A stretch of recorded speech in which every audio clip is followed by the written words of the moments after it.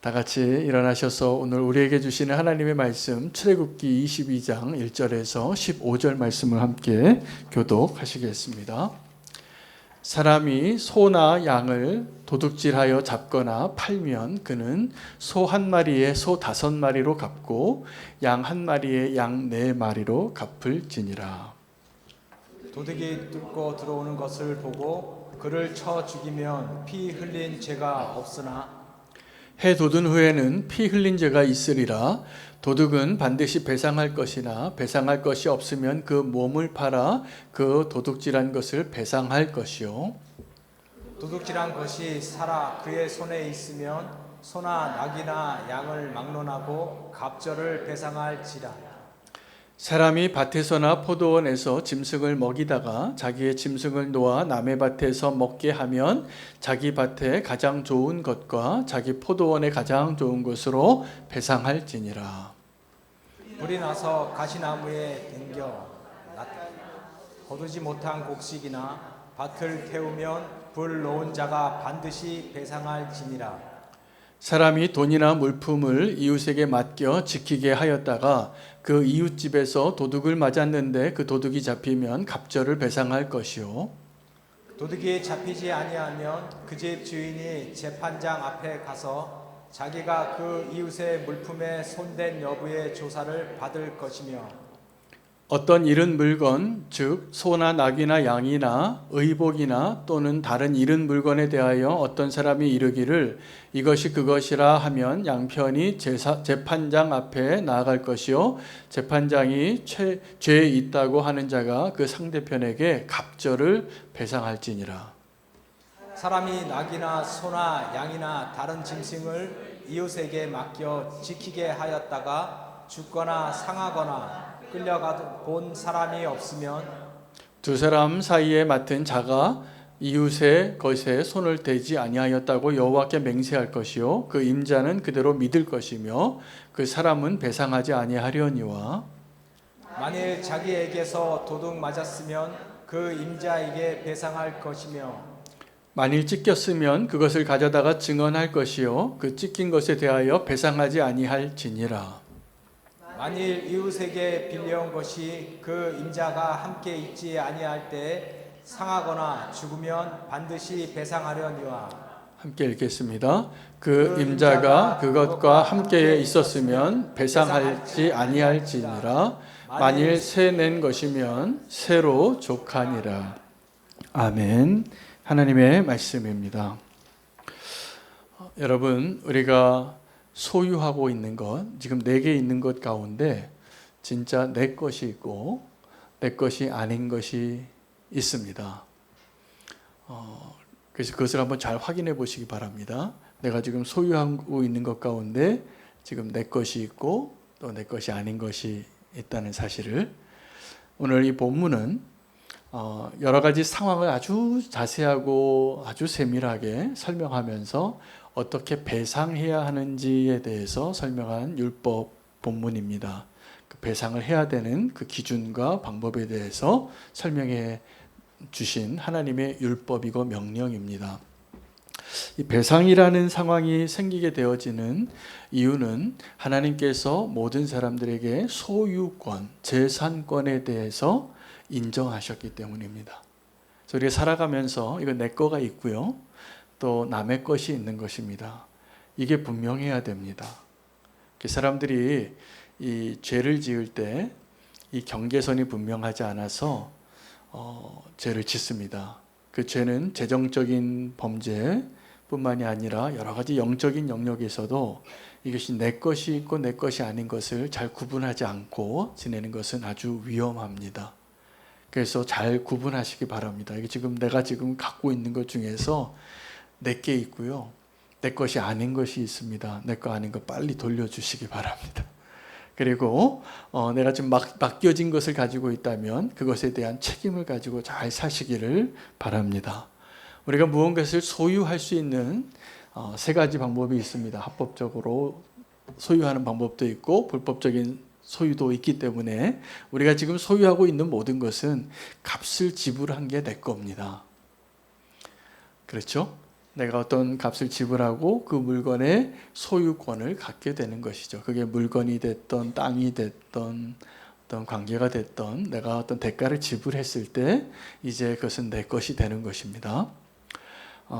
이게 가장 합법적인 소유하는 길입니다. 값을 지불하는 게. 또 하나의 소유할 수 있는 합법적인 길이 있는데 은혜를 받는 겁니다. 선물을 받는 겁니다. 선물은 값을 지불하지 않았는데 지금 내 거예요. 지금 내가 누리고 있고 사용하고 있는 것입니다. 하나님께서 저와 여러분에게 우리에게 필요한 것, 우리가 소유하고 있는 것들 중에서 훨씬 많은 것을 우리가 값을 지불하지 않고도 허락하신 선물입니다.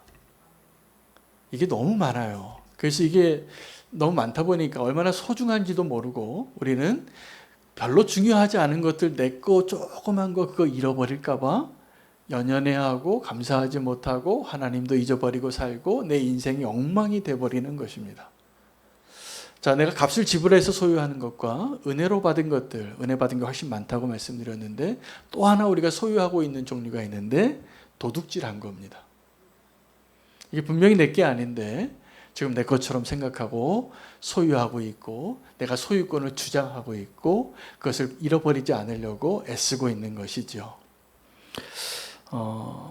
하나님께서 오늘 우리에게 정말 축복된 소유를 다시 회복시켜 주셔서 이 소유의 기쁨을 잘 누리시기를 바랍니다. 사실은 하나님께서 저와 여러분에게 허락하신 그 소유들을 우리가 잘 관리하고 지키기를 원합니다. 소중한 것들이기 때문입니다. 그렇죠? 우리에게 허락하신 소중한 것들이 많죠. 우리의 생명도 소중하고 내 가족도 소중하고 우리 자녀들 얼마나 소중합니까? 우리 교회에 얼마나 저는 너무 소중해요. 정말 빼앗기고 싶지 않고 잃어버리고 싶지 않은 너무나 소중한 하나님의 선물입니다. 또 하나는 우리가 이 하나님의 축복을 누리기 위해서 도둑질을 하지 말아야 됩니다. 오늘 사실은 본문은 어떻게 배상할 것인가가 적합한 제목이에요. 근데 전체를 보면 하나님께서 이 배상에 대한 율법과 기준을 말씀해 주시면서 우리에게 말씀해 주시는 것은 합법적인 소유의 방법이 아닌 불법적인 소유를 하는 것을 금하시는 거예요. 오늘 우리의 모든 소유가 합법적인 소유가 되시기를 축복합니다. 내 것이 아닌 것을 가지고 내 것이라고 착각하며 살지 마시기를 바랍니다. 이 도둑질하지 않기 위해서 우리가 첫 번째 다루어야 할 주제는 우리의 탐심입니다. 우리의 욕심입니다. 여러분, 우리가 영적인 착시 현상을 가지고 있어서 하나님 우리에게 다 똑같이 각 사람에게 다양하게 다르게 준 선물들을 가지고 살아가는데 우리는 지금 이 시간에 살고 있다면 우리가 생명의 연한이 좀 다르고 건강의 상태가 좀 다르고 우리가 태어난 배경이 좀 다르고 피부색이 다르고 뭐 여건이 좀 다르고 누구는 조금 더 부자고 누구는 좀 가난하고 누구는 좀 많이 배우고 누구는 좀 못 배우고 누구는 잘생겼고 누구는 좀 못생겼고 이런 거 상관없이 오늘 하나님 우리에게 주신 모든 사람들에게 주신 은총이 있다면 우리에게 생명을 주신 거예요. 할렐루야. 그럼 우리가 각자에게 주신 그 생명과 하나님의 형상을 따라 모양을 따라 지음받은 하나님의 형상을 따라 지음받은 이 특별한 존재로 살아가는 이 은총을 누리기보다 우리가 살아가면서 지금 힘들어하고 한숨 내쉬고 우리의 마음을 절망케 하는 게 뭐냐 하면 남의 떡이 커 보인다는 거예요. 남의 떡이 커 보여요. 여러분, 그 남의 떡이 커 보인다는 건 뭐냐면 어느 집에서 하인들에게 명일이라고 잔칫날이라고 똑같은 떡을 다 줬는데 이 하인 1위, 하인 2위하고 얘기하다 보니까 네게 더 커 보이는 거예요. 떡을 똑같이 줬는데 그래서 바꿨어요. 바꿔서 딱 보니까 또 그게 커 보이는 거예요. 또 바꾸고 싶어서. 여러분, 우리가 지금 하나님 우리에게 주신 그 축복의 선물들 가운데 어떤 사람에게는 하나를 줬다면 어떤 사람은 두 개를 주고 이렇게 갑절에 그것을 막 주고 차별이 있는 것 같은데 실상은 그렇지 않습니다. 그러나 결과적으로는 그렇게 될 수 있어요. 왜 그렇게 되냐 하면 하나님이 주신 것을 내가 감사하고 사는 사람은 하나님이 그 사람에게 더 주실 겁니다. 할렐루야.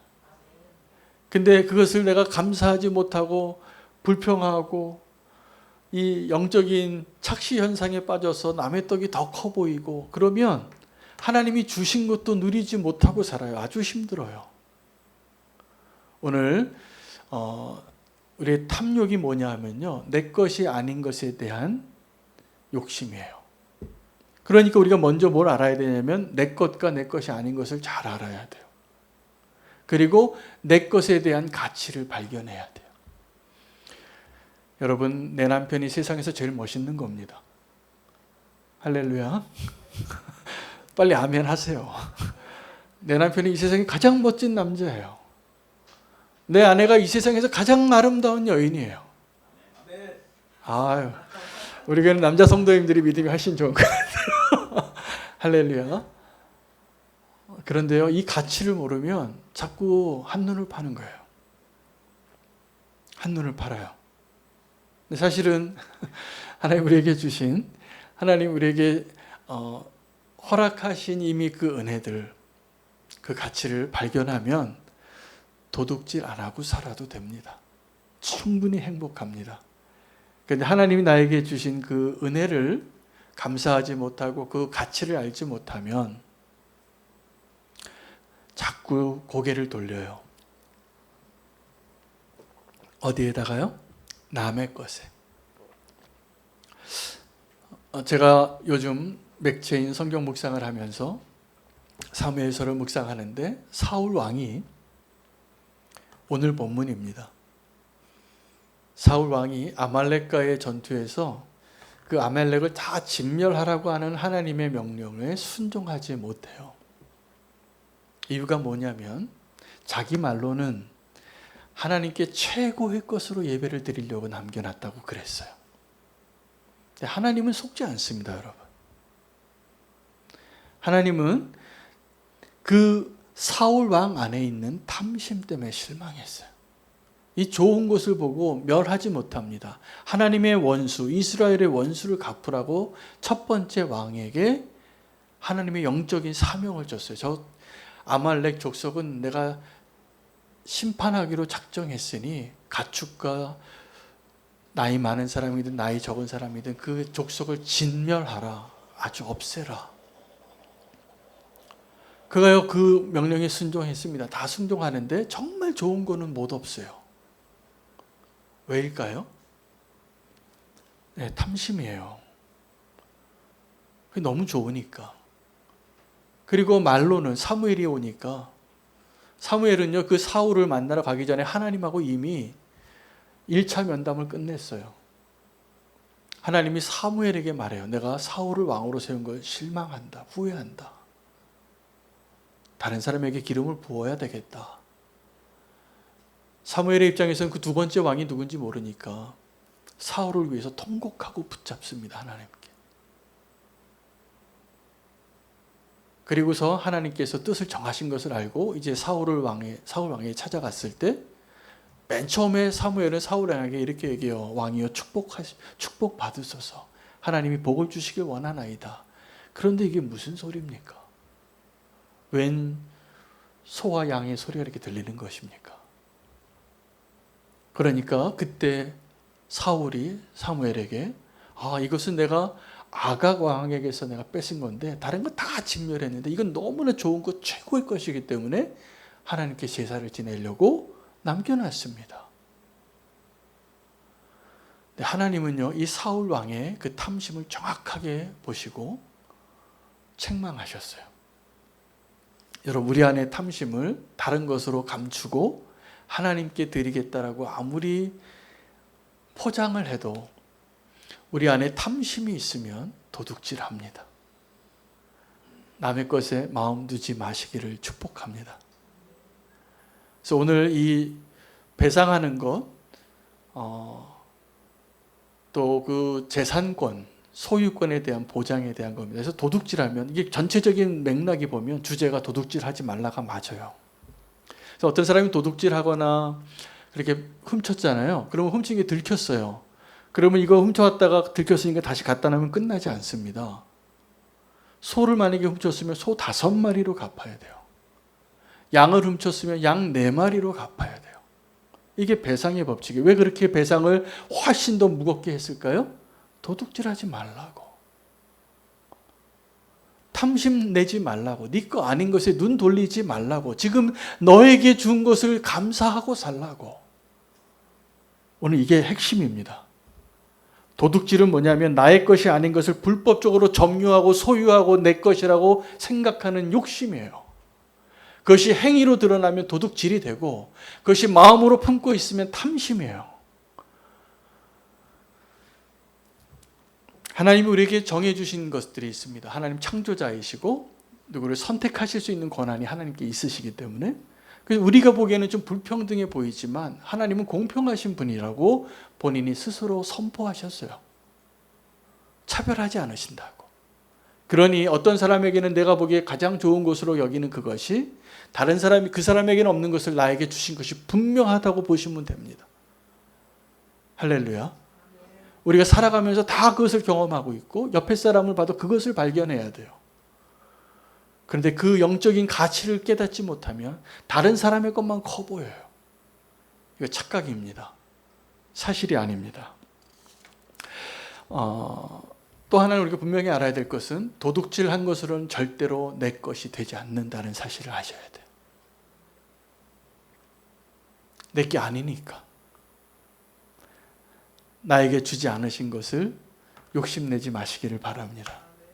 내게 주신 것을 기쁨으로 누리시기를 바랍니다. 그래서 하나님이 주신 은혜를 정말 은혜로 그 하나님의 은혜를 발견한 사람은요.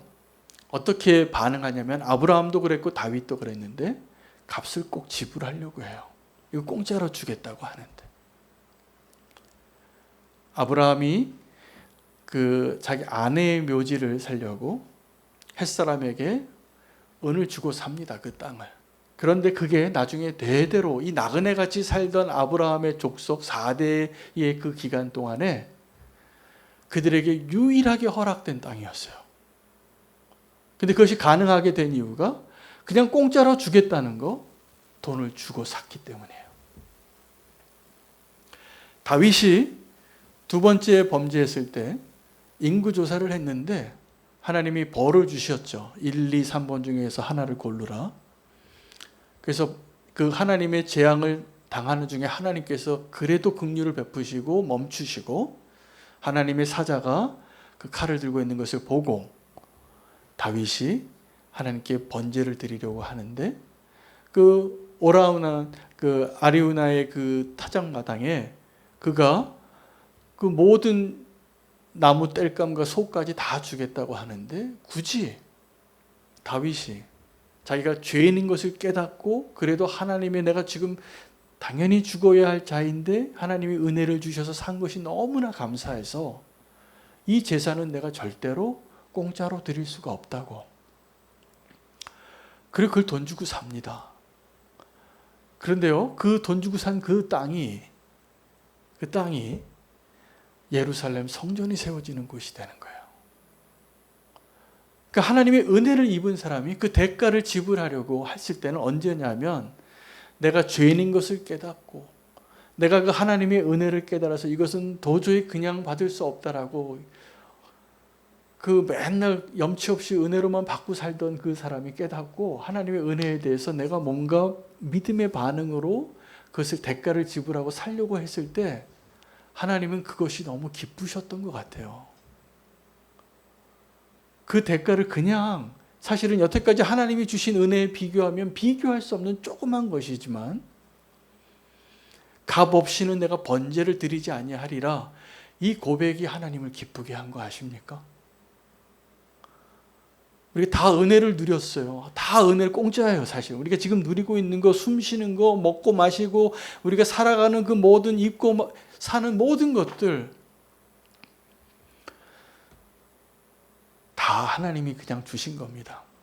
여러분 그런데 우리가 그 하나님이 주신 그 은혜를 착각해서 말라기는 하나님이 마지막에 이스라엘에게 더 이상 실망이 돼서 소통이 안 될 때, 이제 내가 그 마지막으로 하나님께서 마음을 닫으실 때예요. 이스라엘의 마지막, 구약의 마지막 선지자에게 뭐라고 얘기하시냐면 11조에 대해서 얘기합니다. 너희가 온전한 11조를 한번 드려봤냐고. 그러면서 11조에 대한 정의를 얘기해 주는데, 너희가 여태까지 11조를 온전히 드리지 않은 것은 하나님의 것을 도적질한 것이라고. 그럼 하나님이 여러분 우리에게 지금 소유한 것들 가운데 10분의 1을 가져가는 것이, 우리가 이렇게 생각하시면 안 돼요. 하나님 나에게 100원을 주셨는데 10원은 하나님의 것이니까 하나님의 것 띄워놓고 90원 가지고 살아야지. 이게 11조에 대한 올바른 해석이 아닙니다. 11조의 진정한 해석은 어떠한 증거냐면 내게 주신 것이 다 하나님의 것입니다라는 증거로 10분의 1만 드리는 거예요. 10분의 1만. 근데 어떤 분들은 제가 보니까 신앙생활을 하시는데 이 물질에 대해서 훈련이 되셨더라고요. 그래서 11조를 드리는 것뿐만 아니라 12조를 드리세요. 어떤 분들은. 그래서 참 물질에 대해서 그렇게 생각하기 참 어려운데 어떻게 그런 마음이 가지실 수 있으셨을까? 다 살기 힘들잖아요. 사실은 그 10분의 1이요. 손 떨리는 돈이에요. 누구나. 이 10분의 1이라는 게 돈이 많은 사람이나 돈이 적은 사람이나 다 어려운 돈입니다. 그래서 이것이 어떠한 증거가 되냐면 하나님에게는 이것을 기쁨으로 드리셔야 돼요. 사실은 11조. 기쁨으로 드리실 수 없으면 드리지 마세요. 그거 11조 효과가 없어요. 진짜예요. 11조를 기쁨으로 드리실 마음이 안 되시면 차라리 그냥 드리지 마세요. 그게 효과가 없는 11조. 왜냐하면 우리 11조의 기념, 원래의 의미는 내 삶과 내 소유가 다 하나님이 거르시라는 것을 인정하는 것이지, 하나님하고 내가 계약서 써서 90%, 10% 이렇게 한 게 아니거든요. 근데 그 10분의 1을 기쁨으로 드리는 게 어려워요. 언제요? 이거 하나님 것이라고 인정하지 않고 조금이라도 내 것이라고 생각하면.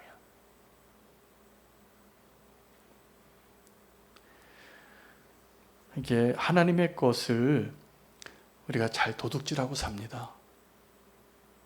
이게 하나님의 건데 어떻게 하다가요? 다 하나님 은혜로 주시니까 그래도 되는 줄 알아요. 우리가 도둑질하기 쉬운 대상이 있습니다. 나보다 힘이 약한 자의 것과 하나님의 것이에요. 나보다 힘이 약한 자의 것은 내가 결정해야지만 그 소유권이 이전이 되기 때문에 내가 주어야 할 임금이나 내가 갚아야 할 돈이나 내가 나보다 힘이 없는 사람에 대해서 그것을 빨리 갚지 않고 있는 것, 이것은 도둑질하고 똑같아요. 그래서 오늘도 본문에 그들이 빨리 돌려주라고 이 율법에 그렇게 이야기합니다. 그것은 도둑질하는 거예요. 여러분, 힘이 없는 자의 것이나 하나님의 것을 우리가 내 것이라고 생각하지 말아야 합니다. 하나님의 것이 그냥 우리가 은혜로 받았다고 내가 노력한 거 하나도 없는데, 우리 가장 대표적인 게 뭐냐면 나의 생명이고 우리가 구원받는 그 길이에요. 우리가 그 구원받는 그 길에 나의 공로와 나의 노력과 나의 수고와 나의 헌신이 조금이라도 들어갔다고 생각하면 구원의 기쁨을 누리지 못합니다. 절대로. 그래서 언제 그 구원의 기쁨을 가장 누리게 되냐 하면 내가 죄인인 게 너무나 분명한 사람들이 하나님의 구원을 받을 때 기뻐하는 거예요. 근데 내가 좀 착하게 사는 사람들이 구원의 확신을 얻기 참 힘드시더라고요. 이게 안 믿어져요. 왜? 나는 너무나 착하게 살았어. 반듯하게. 법 없이도 살고. 다른 사람들 보면 자꾸 시험이 들어요. 누가요? 착한 사람이. 바르게 사는 사람이. 그런 사람들은 막 엉망진창으로 살다가 어느 날 주님 만났다고 나 천국을 소유했다고 기뻐하는 사람은 용납이 안 되는 거예요. 시험이 들어요, 도리어. 너무 힘들어요.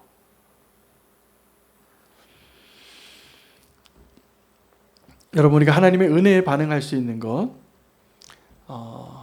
할 수 있다면 값을 지불하시기 바랍니다. 할 수 있다면. 이거는 근데 하나님이 기뻐하시는 자원하는 마음으로 했을 때만 효과가 있어요. 억지로 막 감정에 이렇게 해서 하는 것들은 하나님 별로 기뻐하시지 않으실 거가 분명합니다. 그건 아직 믿음이 그렇게 연약한 수준에 있으니까 그거 기대하지 않으세요. 사실은 그것보다 더 중요한 게 본질적인 것이 더 중요하죠. 하나님의 은혜를 알아야 되니까. 오늘 본문에 아주 두 가지 중요한 내용이 있는데 이 다른 사람이 소유를 인정하는 것과 더불어서 도둑에 대해서 이야기하는데 밤에 도둑이 들어왔는데 그 도둑을 잡느라고 내가 몽둥이를 휘두려서 그 도둑이 죽었어요. 그 사람이 죄가 있을까요? 배상을 해야 될까요? 안 해도 됩니다. 도둑을 잡은 거니까. 도둑은 악인이잖아요. 내 것 소유를 훔치러 온 사람이기 때문에 나는 내 재산권을 보호할 권리가 있어요. 그건 정당방위가 된다고 이 말씀에 기록이 되어져 있습니다. 죽여도 됩니다. 그런데 그 사람이 낮에 들어왔어요. 근데 낮에 들어왔는데도 그 사람을 봤는데 그 사람을 내가 힘이 세기 때문에 그 사람을 내가 힘으로 그 사람을 상해했다면 그것은 반드시 갚아야 된다는 거예요. 배상해야 한다는 거예요. 어떻게 보면 하나님께서 이 도둑의 권리를 이렇게 인정하시는 거죠. 인정하라는 것이죠. 왜 그럴까요? 여러분, 우리가 도둑을 잡느라고 도둑처럼 되면 안 되는 것입니다. 우리가 이 세상의 악에 대항하여서 우리가 그 악한 자들에 대해서 우리가 똑같이 악한 자가 되는 것은 하나님이 기뻐하시는 모습이 아니에요. 우리가 도리어 이 악한 세상을 선한 영향력으로 바꾸기를 원하시지. 그래서 그 죄인들에 대한 권리, 제가 11조 얘기를 했는데 하나님에 대한 권리, 우리가 외면하고 싶고 잘 인정하고 싶지 않지만 도둑질 하지 말라라는 그 명령 가운데 오늘 꼭 포함되어져 있는 하나님의 메시지가 두 가지가 거기에 포함이 됩니다. 이제 우리가 알아야 될 것은 우리가 소중하게 여기는 거의 대부분의 모든 것, 여러분, 우리가 소유하고 있고 내 것이라고 여기는 것들 실상은 내 게 아닙니다.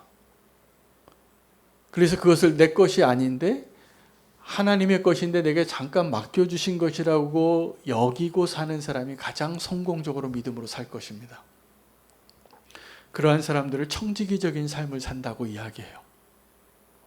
청지기는 어떤 사람이냐면 선한 일꾼이에요. 하나님이 맡겨주신 것을 잘 관리하고 그것을 주인을 위해서 내 것이라고 소유를 주장하지 않고 하나님의 것이라고 늘 생각하고 사는 것이죠. 이 청지기적인 삶을 살려면 우리가 첫 번째 작은 것에 대해서 그것을 잘 관리할 줄 아는 능력이 필요합니다. 그 작은 것을 관리하는 것 중에서 가장 작은 것 중에 대표적인 게 돈이에요. 또 그 다음에는 건강이에요. 그 다음에는 우리의 사명이에요.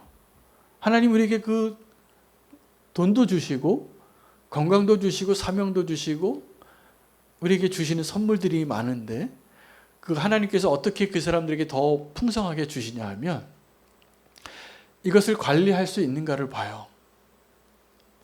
근데 그 관리한다는 게 뭐냐면 거기서 욕심내지 않는 겁니다.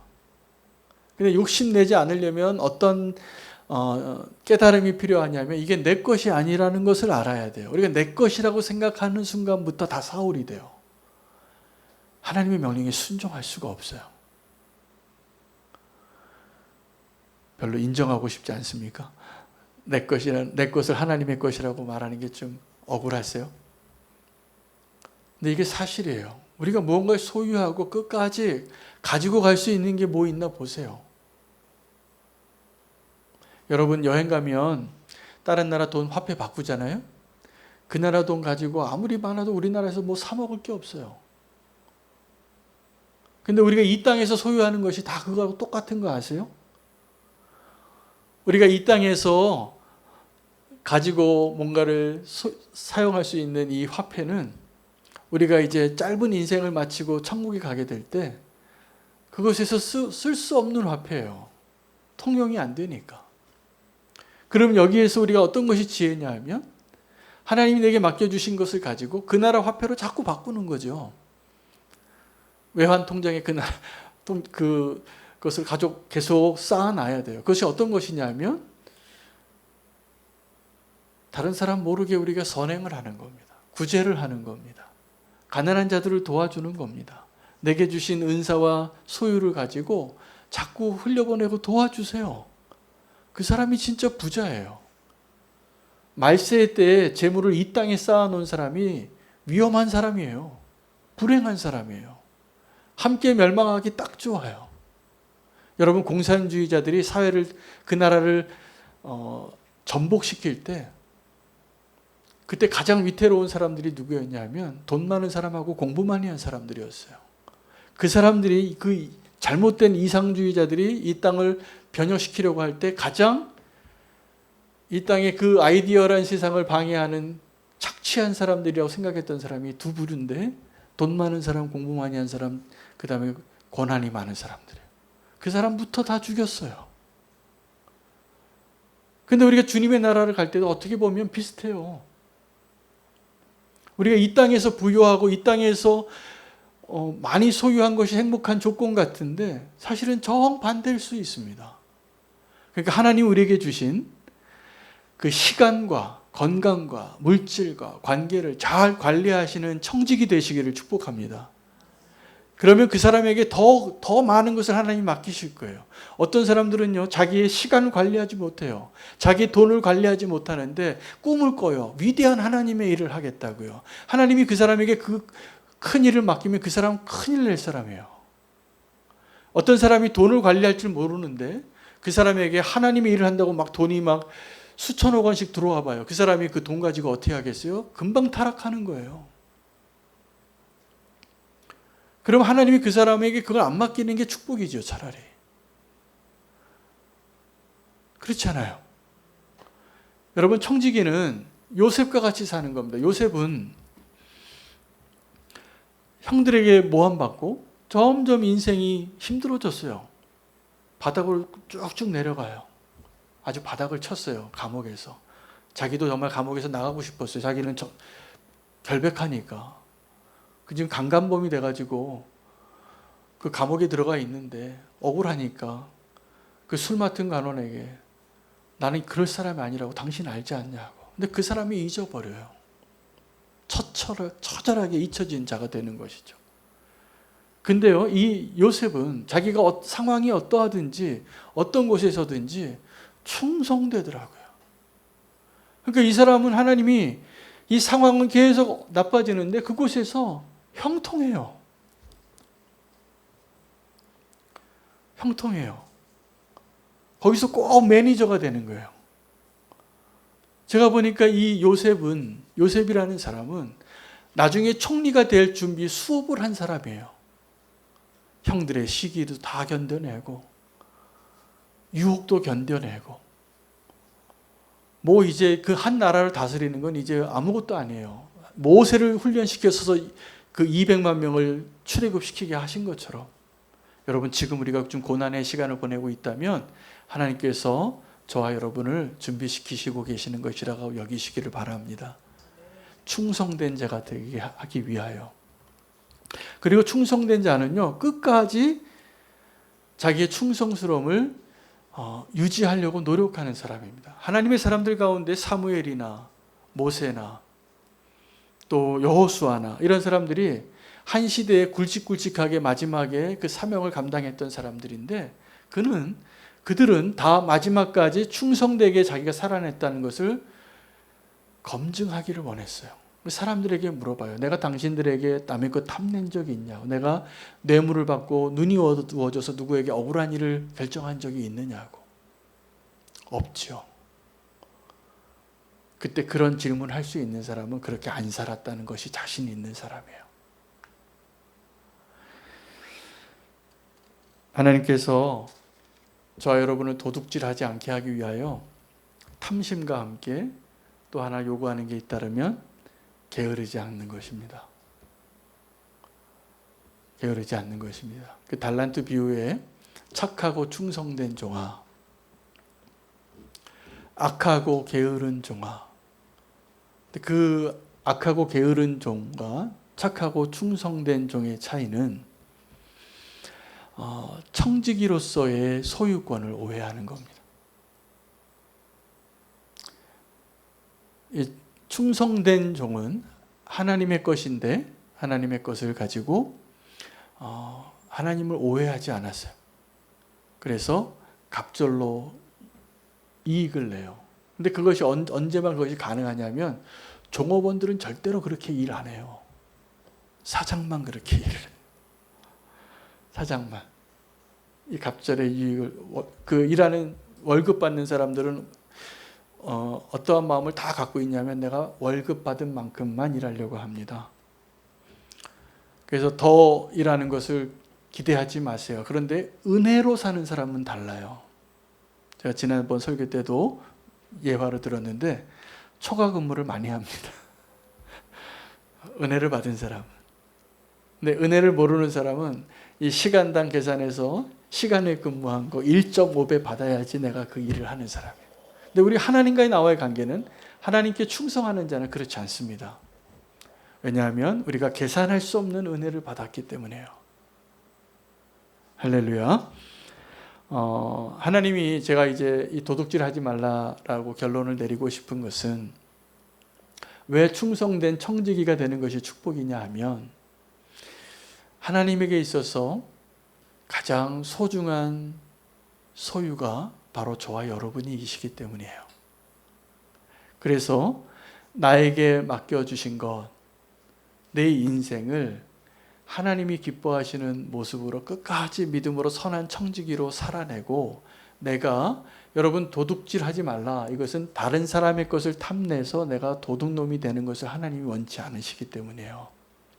이것이 이 사회의 규범 가운데 다른 사람의 재산권을 지키기 위하여 우리에게 명령하시는 것 같지만 하나님의 진짜 의도는 하나님이 정해주신 그 의로운 길, 바른 길, 정의로운 길을 떠나서 우리가 그 탐심 때문에 우리가 그 불충성한 마음 때문에 하나님이 소중하게 여기는 그 존재의 가치를 상실하게 되는 자가 되는 것을 원치 않기 때문입니다. 하나님은요, 저와 여러분이 그 하나님의 그 은혜를 잘 관리하고 또 충성된 자가 되기를 원하시는데 그것은 이것과 같아요. 도둑놈이 되는 것도 원치 않고 하나님이 저와 여러분이 또 우리의 것을 빼앗기는 것도 원치 않으세요. 우리의 것 가운데 우리에게 주신 그 하나님의 은혜 가운데 가장 소중한 것은 나의 인생이에요. 근데 나의 인생을 하나님의 것으로 여기고 사는 것이 가장 온전하게 살 수 있는데 이 나의 인생을 내 것이라고 생각하면 그때부터 하나님이 필요 없게 되고 내 마음대로 살고 싶어지는 겁니다. 망치는 길이죠.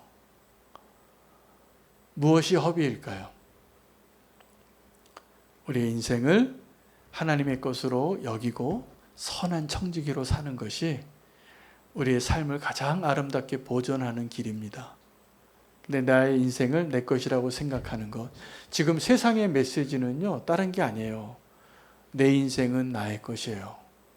우리 믿음으로 사는 사람은 오늘 이거 하나 분명해지면 도둑놈 되지 않습니다. 내 인생은 내 것이 아닙니다. 할렐루야. 하나님의 것입니다. 그리고 하나님의 것에 대한 충성된 마음으로 내 삶을 관리하십시오. 그게 도둑질하지 말라의 대답이 되는 것입니다. 해답이 되는 것입니다. 오늘 나의 삶, 나에게 허락하신 것들 두 가지를 조심하셔야 되는 거죠. 탐심과 게으름이에요. 이 두 가지를 잘 경계하시고 도둑질하지 말라라는 하나님의 명령에 기쁨으로 우리가 대답할 수 있는 저와 여러분 되시면 좋겠습니다. 하나님이 우리에게 허락하신 그 소중한 인생을 하나님 기뻐하시는 모습으로 살아낼 수 있는 축복이 다시 누려지기를 축복합니다. 오늘 주신 말씀 가지고 함께 기도했으면 좋겠습니다. 내가 소유한 것 중에서 내 것이 아닌 것 있다면 오늘 기도하시면서 돌려드리시기를 바랍니다. 그 돌려드릴 때는 배상을 해야 됩니다. 배상을 다양하게. 그래서 그 배상을 하는 게 어렵지만 그것을 통하여서 우리가 다시 한번 나의 것이 분명해지는 것이죠. 여러분, 그 마지막으로 기도 제목하면서 한 사람이 또 떠올라서 말씀을 드리고 싶어요. 뽕나무에 올라간 사람이 누구죠? 네, 삭개오가 회개할 때 자기가 죄가 많은 사람이었는데 예수님 만나고 회개할 때 자기의 모든 재산을 다 꺼내놓은 사람이에요. 제가 보니까 이 삭개오는 정말 자기의 모든 소유를 팔아서 천국을 산 사람이 맞습니다. 진짜 소유를 알게 된 것이죠. 삭개오, 예수님 만나기 전에 삭개오는 돈 때문에 산 사람이에요. 아주 정말 거지같이 벌어서 장승같이 써보고 싶어서 민족도 배반하고 양심도 팔고 그 돈 모았는데 행복하지 않은 거예요. 예수님 만나고 내가 누구에게 착취한 것 있으면 다 갚고 4배로 갚고 이 율법을 지키는 겁니다. 오늘 우리가 천국을 소유한 자 되시기를 축복합니다.